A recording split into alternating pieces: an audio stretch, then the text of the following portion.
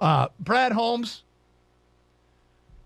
I got to tell you, the future is got so much potential, and the crazy thing is the right now has so much potential.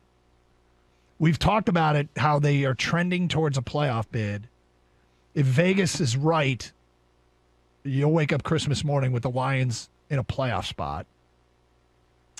And they could draw Minnesota in the first round of the playoffs. If they're the 7th seed, Minnesota is, they're not locked into the 2 seed, but they are trending towards being the 2 seed, although I think they just have a game up on the 49ers now.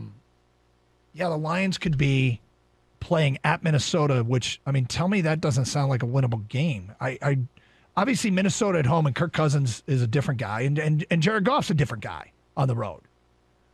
But that game's indoors. Yep. That's it. And the Minnesota Vikings defense sucks. And the Lions played they're terrible. And the Lions played very well for much of that Minnesota game and then blew it in the end.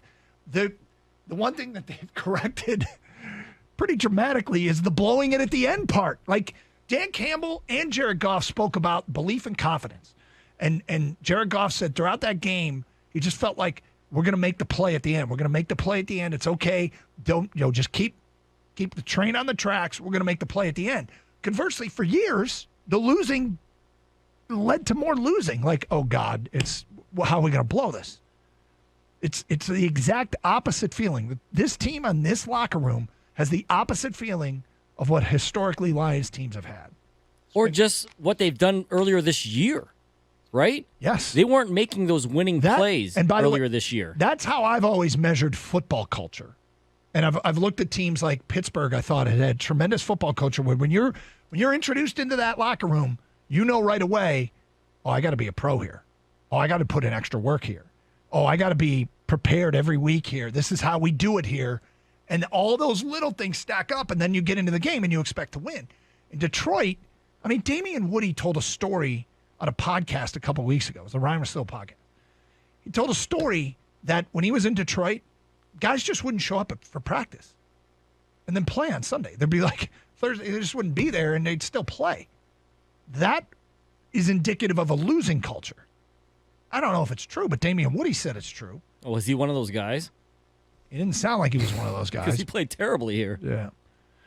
But, Doug, we talked about the odds of Dan Campbell have, dramatically increased, or whatever way you want to go with it. They're getting better, right, to win Coach of the Year? Yep.